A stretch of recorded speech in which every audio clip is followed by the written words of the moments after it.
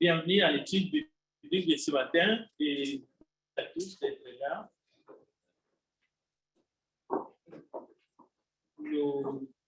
Pendant que les enfants rejoignent leur classe, nous aussi, les adultes, nous allons préparer nos Bibles pour qu'ensemble nous puissions étudier la parole de Dieu. Nous allons continuer sur le thème que nous avons commencé au début de ce mois.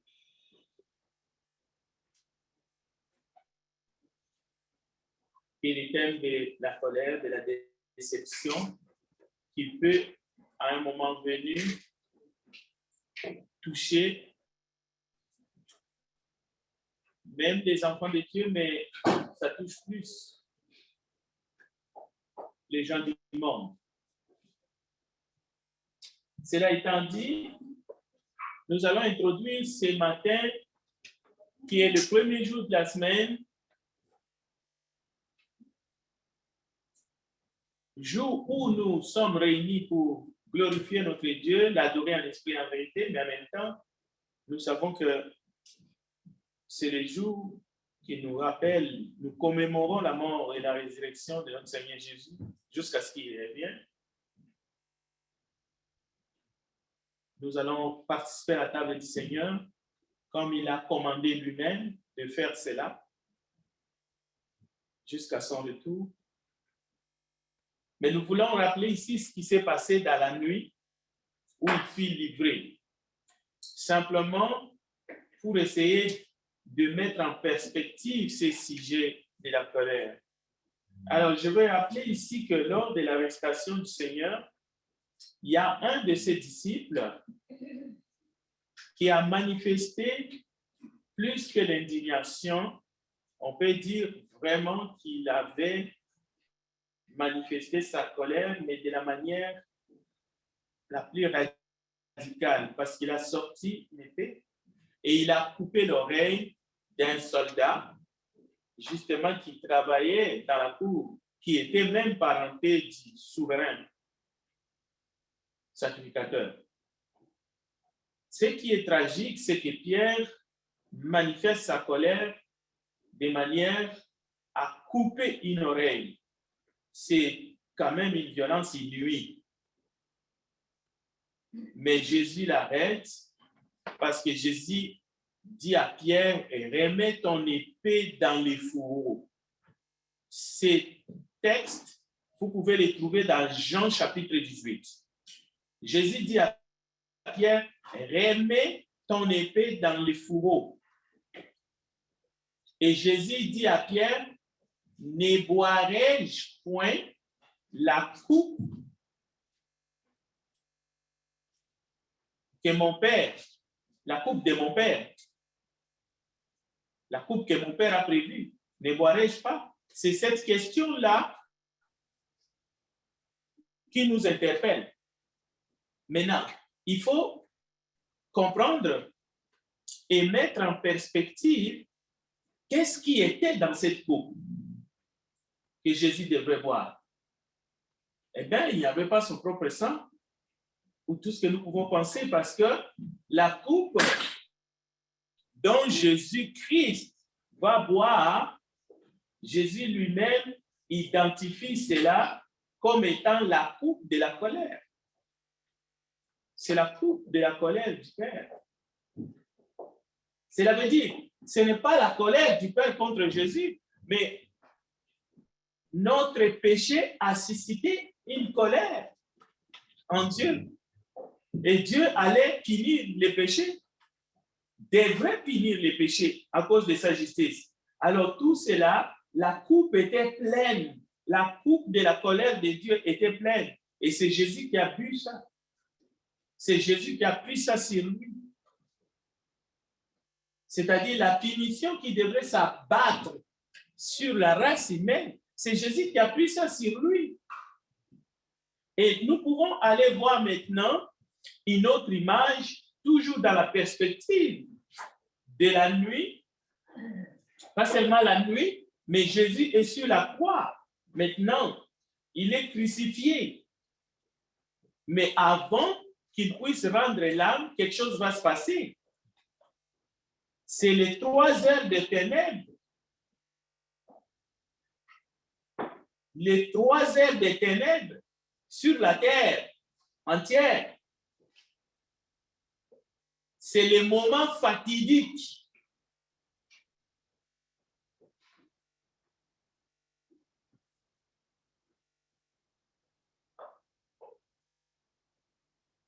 Et si Jésus n'avait pas prié comme il a fait en disant Père, Père, cela veut dire Jésus intercède pour les coupables. Jésus se met entre son Père et nous, les pécheurs. C'est-à-dire, le bras de la justice du Père s'élève pour dire assez. Vous l'avez fait trop souffert. Maintenant, tout va s'arrêter. Les terres est tombée dans le terrain. Il fallait que la voix de la grâce, c'est-à-dire la prière, que le Seigneur intervient pour dire à son Père, ok, ça y est. Parce que tout pouvait s'arrêter. Nous voyons ça entre Dieu et Moïse. Dieu dit à Moïse, ok, maintenant ça suffit, je vais supprimer ce peuple-là. Et à partir de toi, je vais faire un autre peuple. Qu'est-ce que Moïse fait? Moïse dit la même chose. Moïse dit non, non, si tu le fais, qu'est-ce que les gens du monde vont dire? Les gens du monde vont dire, tu les as sortis d'Égypte pour venir les supprimer dans le désert. Et la Bible nous dit, Dieu a exaucé la prière de Moïse. Et c'est ce qui va se passer lorsque Jésus est sur la croix. On a craché sur lui, on l'a frappé, on l'a crucifié. Maintenant, bien sûr qu'il est venu mourir pour les coupables. Mais à un moment donné, ça suffit. Parce que quand la terre entière tombe dans les ténèbres, la Bible nous dit, tout s'est arrêté avant que Jésus puisse rendre son âme. Je crois que les cris que Jésus a poussés lorsqu'il a plaidé pour les coupables, son Père l'a exaucé encore une fois et la lumière est revenue. Jésus va dire tout est accompli, il va rendre l'âme et il va payer le prix de notre rédemption. Donc, c'est pour dire que les sujets que nous abordons, c'est pour cela que je vais justement dire, en se basant sur les Écritures, qu'il y a plusieurs types de colère. Mais quand on dit qu'il y a plusieurs types de colère, il faut comprendre que la colère, surtout celle qui est humaine, n'a qu'une seule source. Mais il n'y a pas que la colère humaine. Je viens de vous décrire la colère du Père, la colère du Fils aussi, nous le verrons. Et nous verrons aussi la colère même des autres êtres qui ne sont pas des êtres humains. C'est un peu comme le feu. Il y a plusieurs types de feu. Il y a la bougie, il y a l'électricité, il y a tout. Mais le point commun entre la colère et le feu, c'est que ça s'enflamme. Ça peut brûler. Mais ce n'est pas inutile. Le feu, ce n'est pas inutile. On peut s'en servir pour cuire. Mais si vous ne surveillez pas, même votre four, ça peut faire partie de votre maison en péril. Vous pouvez tout perdre dans la maison. L'électricité, il est bon. Mais si ça, vous pouvez faire brûler tous vos appareils, même qui coûtent des millions. Si ce n'est pas bien réglé, si ce n'est pas bien surveillé.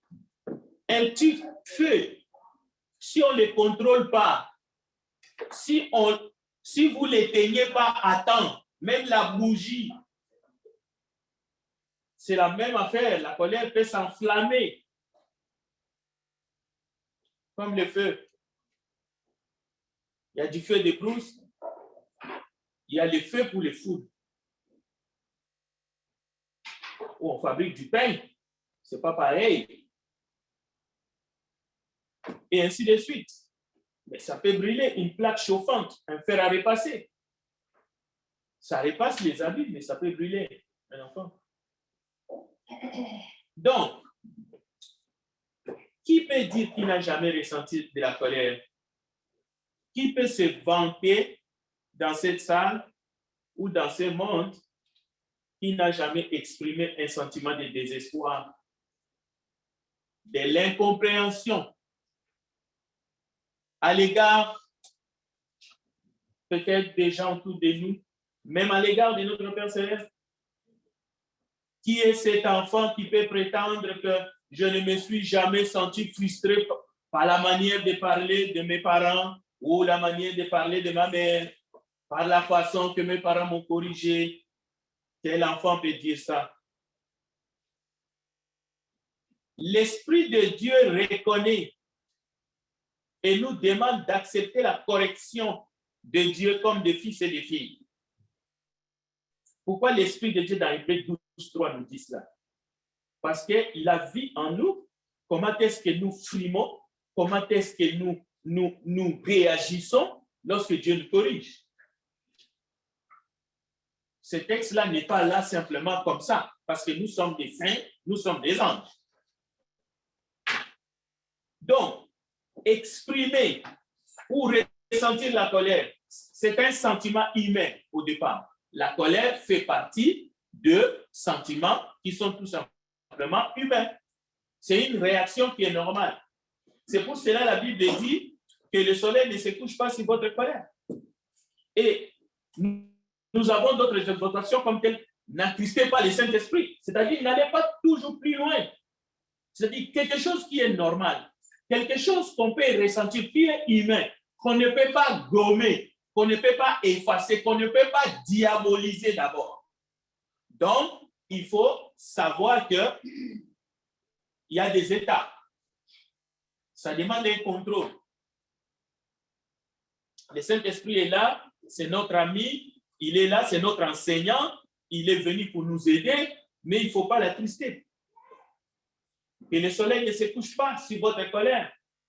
Mais cela ne signifie pas qu'il faut avoir ou manifester une colère juste pour un temps, pour un instant, une courte durée.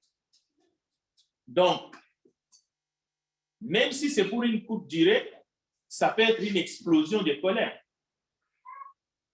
Ce n'est pas ça. Il ne faut pas prétendre que je ne veux pas dormir dans cet état, mais quand même j'explose dans 5 minutes. C'est comme le courant peut partir et revenir dans une fraction de seconde, vous perdez tout dans votre main. Vous n'allez pas dire, ah, d'autant plus que la réaction électrique n'a pas duré longtemps, tant pis pour tout ce que vous venez de perdre dans la maison. Non. Alors, nous allons voir tous ces types de manifestations qui touchent les humains dans le monde. Mais nous devons nous baser aussi de leurs différences. Dans Jacques chapitre 2, il nous dit qu'il y a des gens dans le monde qui haïssent Dieu. Et dans d'autres versets, vous allez voir, même Jésus déclare, ils m'ont haï sans cause, par exemple. Et puis, il y a aussi les gens du monde qui insultent, qui outragent les beaux noms que vous portez. Jacques chapitre 2, verset 7. Mais il y en a qui blasphèment, aussi qui injurient les gloires, méprisent l'autorité. Je vous donnerai les textes, 2 Pierre chapitre 2, verset 10 à 11. Alors, les enfants de Dieu, bien que nous avons l'exhortation dans Hébreux, que nous devrions supporter la correction comme des fils et des filles, de ne pas trop nous, parce que c'est pour notre bien que Dieu le fait, ainsi de suite, il faut faire la distinction. Un enfant de Dieu ne va pas blasphémer les beaux noms qu'il porte lui-même. Donc, il faut faire la distinction, c'est très important. Un enfant de Dieu ne va pas aller jusqu'à renier les Christ. Non. Vous allez voir dans les textes. Jude chapitre 1, verset 1 à 25. Nous allons les lire bientôt là. On ne va pas tout lire, je peux vous donner simplement des textes. Donc, les enfants de Dieu que nous sommes, ou toute personne qui a au moins une croyance forte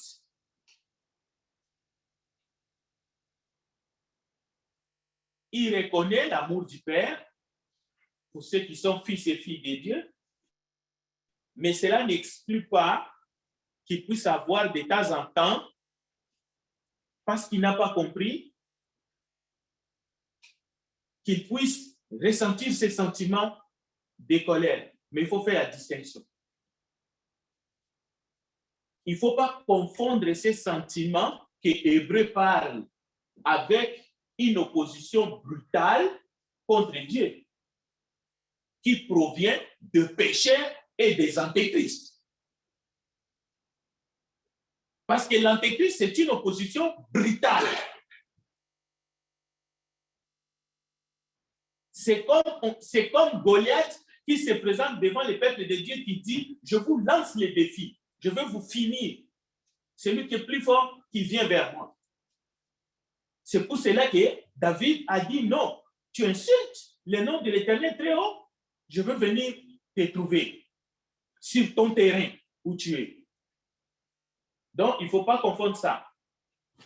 Alors, dans l'histoire, dans la Bible, vous allez voir par exemple les pharisiens qui croyaient à un Dieu, Yahvé, mais qui croyaient aussi à Moïse, mais ils ne croyaient pas à Jésus. Ils ont manifesté de l'opposition contre Jésus. Mais en exerçant cette opposition contre Jésus qui était farouche, ils n'exerçaient pas une opposition contre Yahvé. C'était toujours des croyants à Yahvé et c'était des croyants à Moïse. Mais ça ne veut pas dire qu'ils faisaient ce que Moïse disait. Jésus va leur dire, vous n'appliquez pas la loi de Moïse. Parce que Moïse a parlé de moi. Si vous allez par exemple en Afrique, les gens étaient animistes. Mais qu'est-ce qu'ils faisaient? Les gens disent, mais nos ancêtres croyaient. Mais qu'est-ce que ces ancêtres? Quels étaient ces types de croyances? Avec des fétiches, des hits. Les hits sont des petites maisons pleines de fétiches. C'était quel type de croyance? Même en Babylone, ils croyaient, mais c'était quel type de croyance? Ou à Rome, c'était des polythéistes. C'est-à-dire, il y avait tout un panthéon. Au panthéon, il y avait toutes sortes de dieux. Ils avaient plusieurs dieux au panthéon. Donc, l'enseignement ne collait pas une étiquette sur quelqu'un, ni sur un frère, ni sur une sœur. Il faut distinguer les types de colère, même si la colère peut s'enflammer et peut devenir un péché, mais à cause de la colère, il ne faut pas coller une étiquette sur quelqu'un. En disant, ah, lui, il est colérique. Ou lui, il est contre Dieu. Mais est-ce que tu as examiné pour savoir d'abord c'est quel type de colère? Aujourd'hui, nous allons voir plusieurs types de colère qui s'enflamment dans la Bible. Mais toutes ces colères ne sont pas négatives d'abord. Ce ne sont pas négatives. Il y a colère et colère, comme il y a feu et feu. Nous avons du feu dans cette maison, mais nous avons de l'éclairage. Mais si ce feu-là, on ne le contrôle pas, si on ne l'examine pas comme il faut, si on met les climatiseurs à fond, nous allons geler dans cette pièce. Ou si on met les chauffages à fond. La source du chauffage et du climatiseur, c'est du feu. Donc, il y a des chrétiens qui croient, par exemple, avoir commis le péché contre le Saint-Esprit. Le simple fait de s'inquiéter parce qu'on croit avoir commis ces péchés impardonnables, c'est la preuve qu'on ne l'a pas commis. Parce que celui qui commet les péchés contre le Saint-Esprit, il va les commettre d'abord intentionnellement et il ne va même pas douter ni s'inquiéter. C'est comme on dit, il va les faire à bout portant. Sa conscience doit lui témoigner, oui, là, tu viens de commettre le péché contre le Saint-Esprit. Mais vous allez trouver beaucoup de chrétiens qui s'inquiètent, même s'inquiéter jusqu'au point de poser la question, est-ce que vraiment ça existe encore ces péchés contre le Saint-Esprit? C'est juste pour tranquilliser leur conscience qu'on leur répond, non, les péchés contre le Saint-Esprit, ça n'existe plus. C'était quelque chose au temps de Jésus. Parce que ils se posent la question, ils sont là, ils pensent qu'ils ont commis un péché que Dieu ne va pas peut-être pardonner. C'est la même chose avec ces sujets que nous sommes en train d'examiner. Souvent, les gens sont crucifiés, on leur a mis une étiquette comme si c'était déjà impossible. Et ce sont des gens qui sont contre Dieu, au fait. Non, c'est juste un sentiment peut-être qu'ils ont manifesté, mais ils ne sont pas au point qu'on les juge, parce qu'il faut faire la différence. Et vous allez voir cette différence. Mais en tout cela, Dieu peut nous aider. Dieu nous aidera toujours si nous lui demandons et si nous lui supplions de nous venir en aide. Parce que nous avons tous besoin de l'aide de Dieu. Quels que soient les problèmes. Mais ce qu'il ne faut pas faire, c'est lorsque les humains dramatisent dans le mauvais sens comme dans le bon sens. Par exemple, les humains prétendent faussement que certains sentiments, orientations, comportements, penchants sont si forts qu'ils sont devenus incontrôlables. En fait, c'est une manière de se justifier. Il y a des dépendances, oui, c'est vrai. On peut devenir dépendant de tel ou tel produit, que ce soit du sucre, de la drogue, des jeux au casino, ainsi de suite. Mais aller jusqu'à dire qu'on est né comme ça, qu'on est venu au monde comme ça, et qu'il n'y a plus rien à faire, ce sont déjà dramatiques. Ils dramatisent, au fait. Ils veulent qu'on les laisse simplement tranquilles. Donc, ça, c'est des choses qu'ils ne font pas faire. Les gens du monde veulent, comme au temps de Lot ou les temps de Noé, manger, fêter, se marier, marier leurs enfants, voyager, aller de ville en ville, faire la fête. Mais ils ne veulent pas de limites, surtout pas. Les plaisirs à fond, toujours à fond, à fond, à fond. C'est ça que les gens veulent. La vitesse, n'en parlons même pas. Toujours les pieds sur l'accélérateur, on veut aller toujours plus vite que l'Internet. C'est ça, la nature humaine, malheureusement, lorsqu'elle est corrompue. Alors, tout va vite. Mais cette attitude est diabolique. L'amour à la folie. Ça pousse les gens à commettre des crimes abominables, à faire des choses qui sont abominables. On ne peut plus se contrôler devant Dieu et même les péchés n'existent pas. L'amour, c'est devenu à la folie. Il faut aimer notre conjoint à la folie. Il faut tout aimer nos enfants à la folie. Donc, tout, c'est à la folie. Alors, quand c'est à la folie, les comportements, c'est à la folie. La nature des unions, il y a maintenant des unions contre nature. C'est la Bible qui dit. Alors, le seul argument, encore une fois, je suis né comme ça. Je suis né comme ça, c'est génétique. C'est génétique, c'est-à-dire ça ne vient pas de moi, ça vient de mes parents. Alors, qu'est-ce que moi je peux faire? Moi, je suis juste un victime.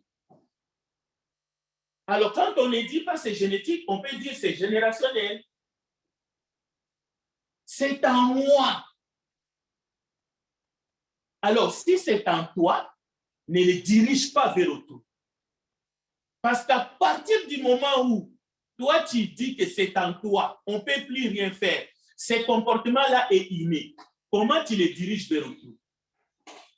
Donc, tu deviens un danger public. Si quelqu'un te dit c'est en moi, ok, dis-lui ok, mais garde-les, mais avec toutes les conséquences, mais ne le dirige pas vers eux.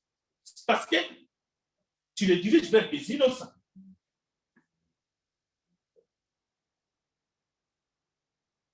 La jalousie. Non, moi, j'ai une jalousie maladive. Donc, c'est justifié. Il n'y a rien à faire. Je ne changerai jamais. Personne ne me changera. Il faudra qu'on m'accepte comme je suis. OK, qu'on t'accepte comme tu es, d'accord. Mais il faut que tu acceptes l'aide. Ou bien, il faut que tu acceptes l'aide de Dieu. Il faut que tu acceptes les conseils de Dieu. il faut que tu acceptes ce que la parole de Dieu dit. Au moins ça. Soyons humbles. Bon, même s'il y a des cas pour les humains,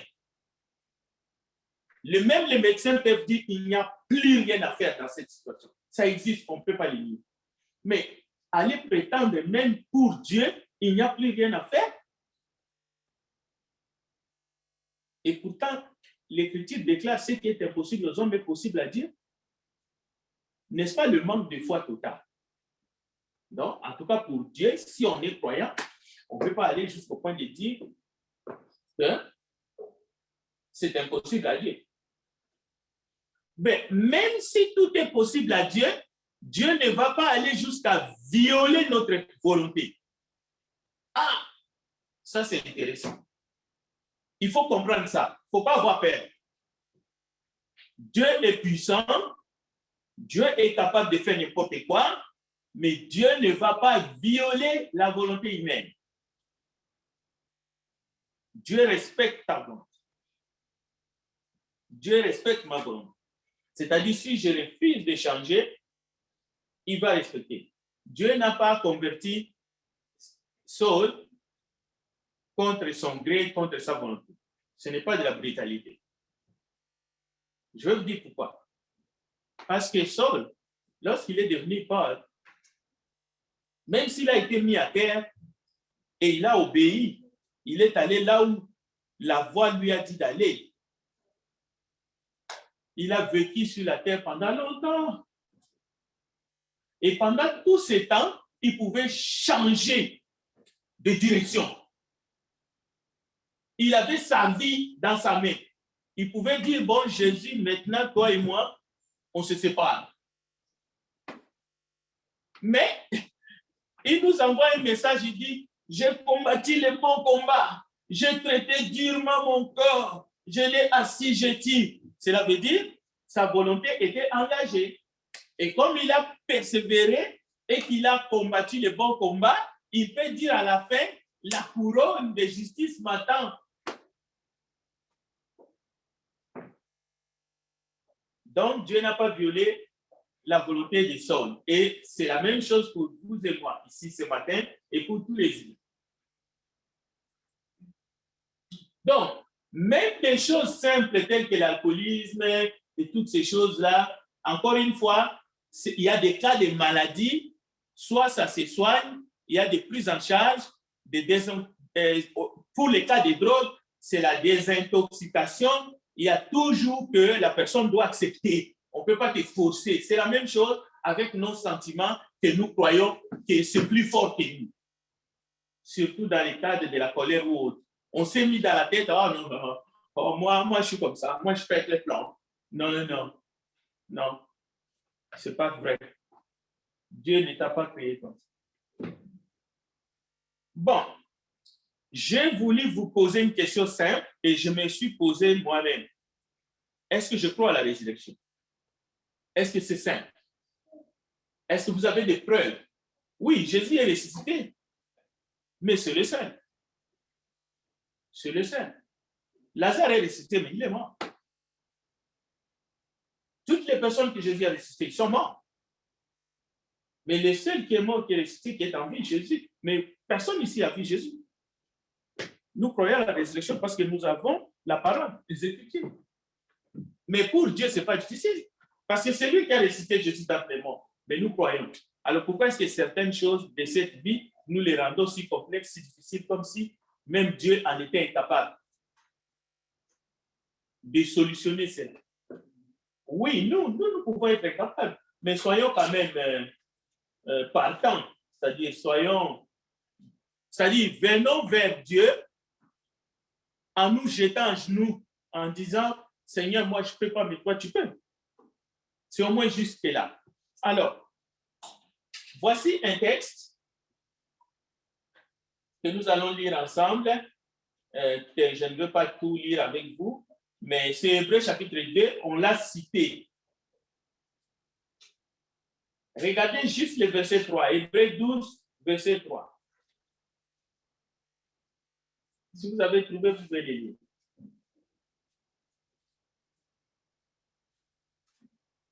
Lisez juste le verset 3, mais moi, je vous les laisse jusqu'au verset 29. Si vous avez trouvé, allez-y. Hébreux 12, verset 3. Considérez en effet celui qui a supporté contre sa personne une telle opposition de la part des pécheurs, afin que vous ne puissiez lasser point l'âme de Dieu. Voilà. Vous voyez, Jésus a supporté une grande opposition. Mais ça venait de qui? Des pécheurs. Donc, il y a une opposition qui vient des pécheurs qu'il ne faut pas confondre peut-être avec une réaction toute humaine, même de ceux qui sont en Christ. Ce n'est pas de cette opposition-là que Jésus a dit. Ce n'est pas des chrétiens qui ont résisté à Jésus jusqu'à le mettre sur la croix.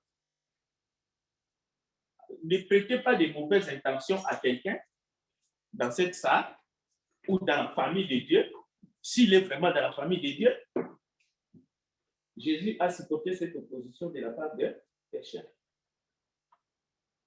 Donc, que votre âme ne se décourage point. Au contraire, nous n'avons même pas encore résisté jusqu'au sang en luttant contre les péchés. Alors, nous devons supporter les châtiments comme des fils et des filles que Dieu, de la manière que Dieu nous traite. Le texte est là. La Bible dit Dieu nous frappe de la verge parce qu'il nous reconnaît comme des fils et des filles. Et nous devons supporter le châtiment. Le châtiment. Sans s'emporter, sans crier au désespoir, sans avoir une âme découragée.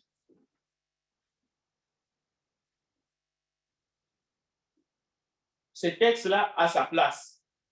Bon, est-ce que, parce que notre thème dit et pose la question en disant, peut-on être déçu de Dieu? Peut-on s'énerver contre Dieu ou être en colère contre Dieu? Ok, ça demande notre réflexion.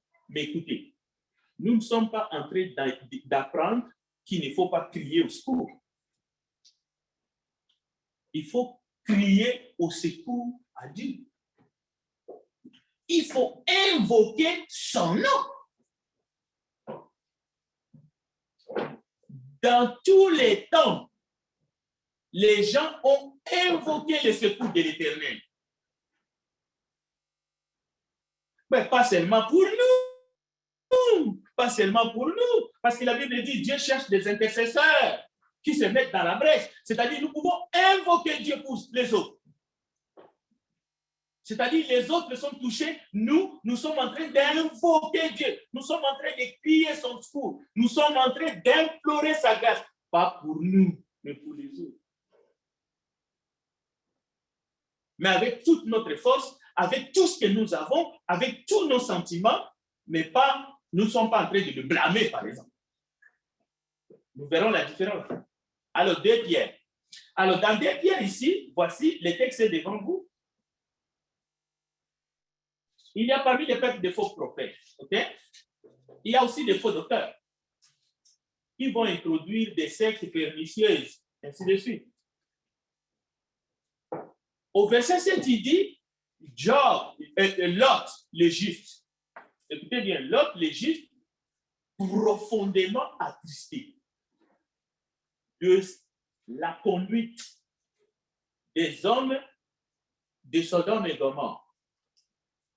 Lot n'était pas attristé de sa propre conduite,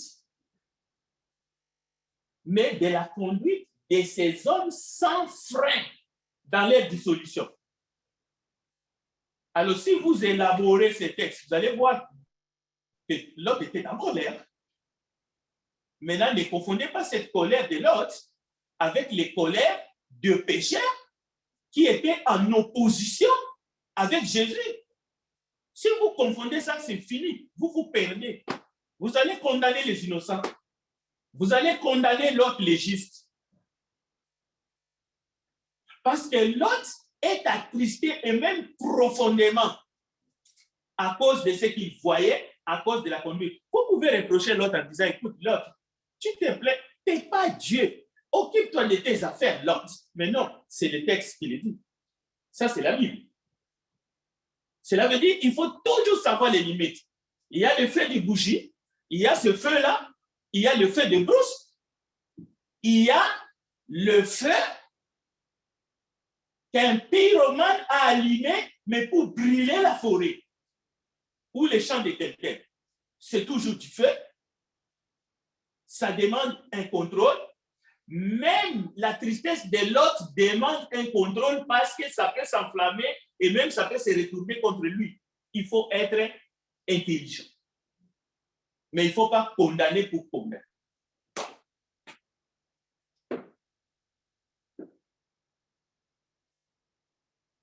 Lot, le verset 8, habitait au milieu d'eux, tourmentait journellement son âme juste à cause de ce qu'il voyait et attendait de leurs œuvres criminelles.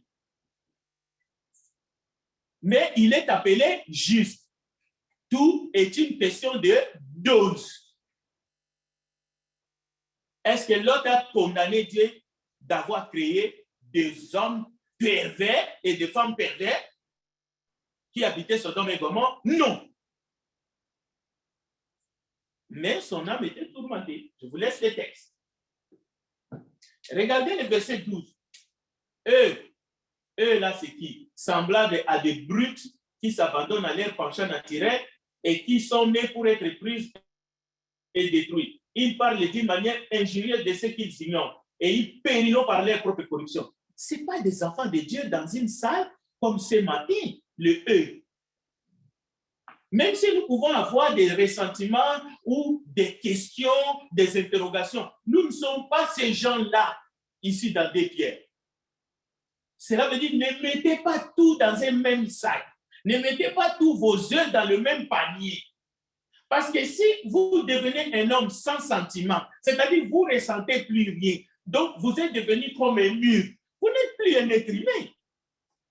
C'est comme si on vous enlève votre passé. Si on vous enlève votre passé, on vous coupe de votre passé, vous ne pouvez plus penser de tout ce que vous avez vécu depuis que vous êtes né jusqu'à hier. Vous n'êtes plus vous. Vous êtes quelqu'un d'autre. Peut-être que vous venez de sortir d'un coma. Alors, il y a des gens qui sont sortis d'un coma profond. Ils ne sont plus les mêmes. Ils ont perdu les souvenirs. Il faut les rééduquer. Mais une personne normale, ça prend son passé, son présent, et il voit le futur avec une perspective. C'est la même chose. Tout est question de dose. Tout est question d'être conduit par l'esprit et de savoir que je ne peux pas aller jusque là.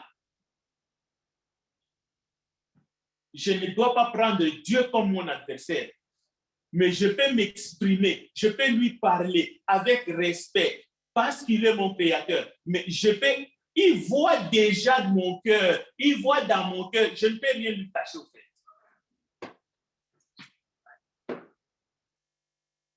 Il y a des discours qui sont enflés de vanité, mais il y a des questions qui sont sensibles. Il y a des gens qui retournent en arrière pour aller manger ce qu'ils ont vomi. Au verset 22, vous allez les trouver. Et dans Jude chapitre 1, même affaire. Et je vous laisse les textes.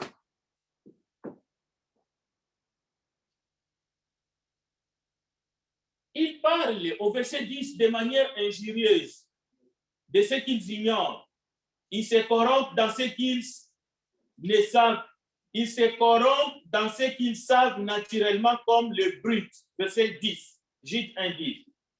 Et verset 16.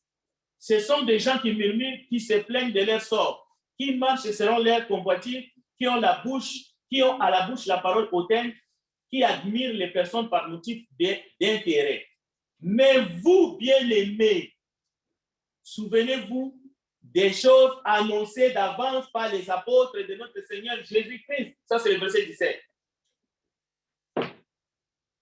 Ici, Jude ne fait pas référence aux enfants de Dieu qui traversent des difficultés et qui sont dans des situations parfois où ils s'interrogent devant Dieu. Ils persévèrent dans la prière. Ils disent même au Seigneur, Seigneur, mais qu'est-ce qui nous arrive? N'allez pas confondre avec ces gens qui ont infiltré les enfants de Dieu et qui sont là au fait pour détruire l'œuvre de Dieu au complet et même pour détruire les chrétiens. Non, non, non, ce n'est pas pareil, bien aimé.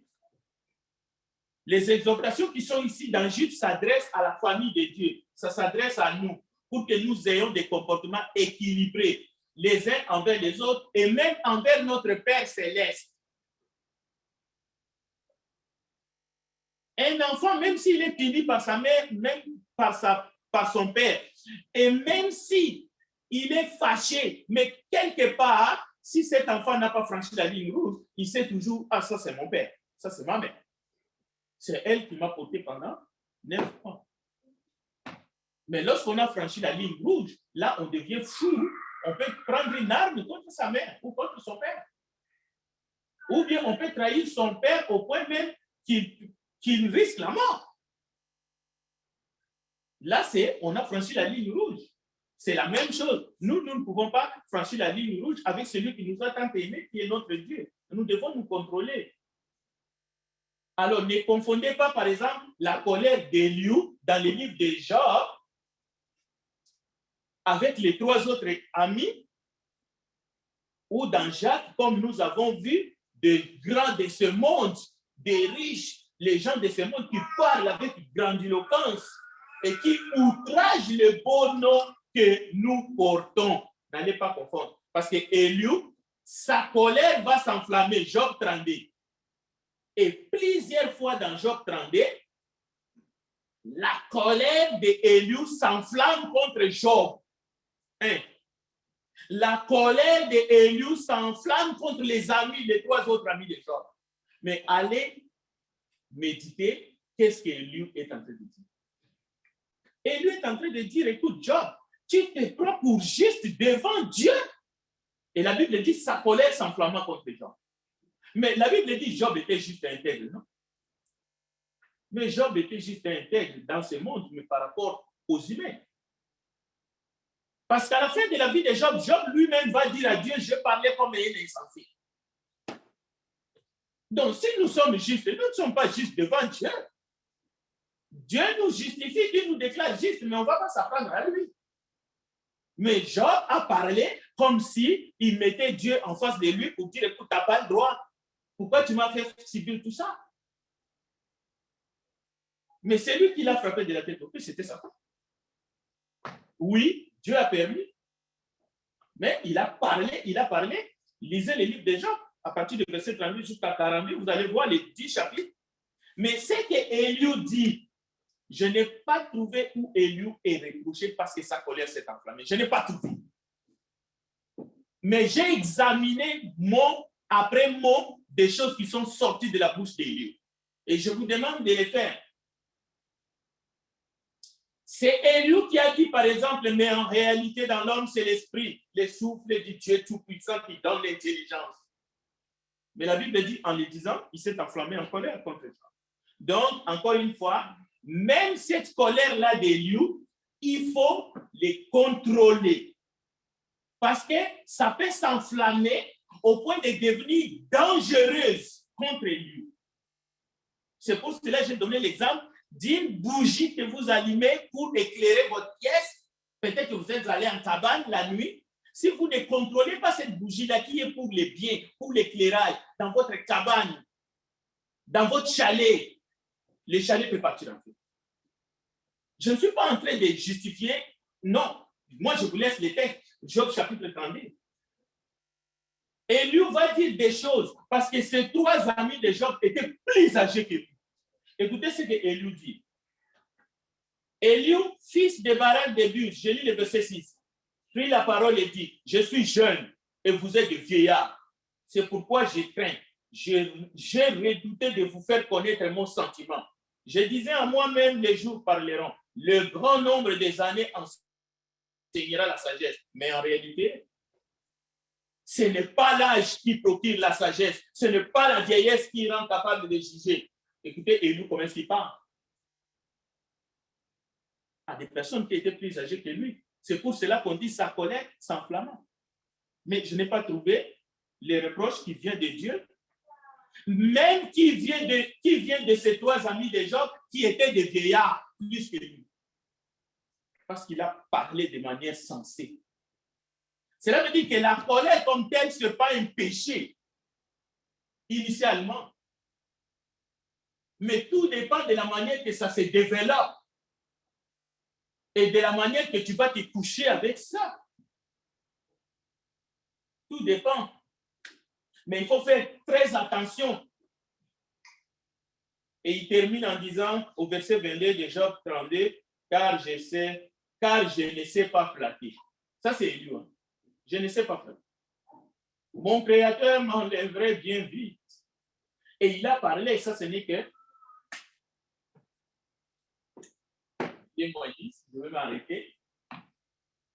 On a commencé à l'heure. On doit terminer à l'heure. Nous allons continuer mercredi. Alors, si vous avez des points, des suggestions, des questions, ramenez-les mercredi. Parce que nous avons encore, je crois, 2 mercredis.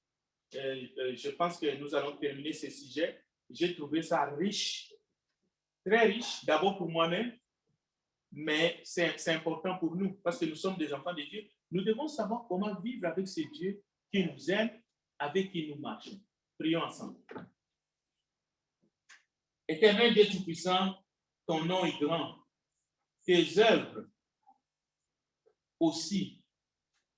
Bénis cette parole que nous allons partager ce matin. C'est un grand jour.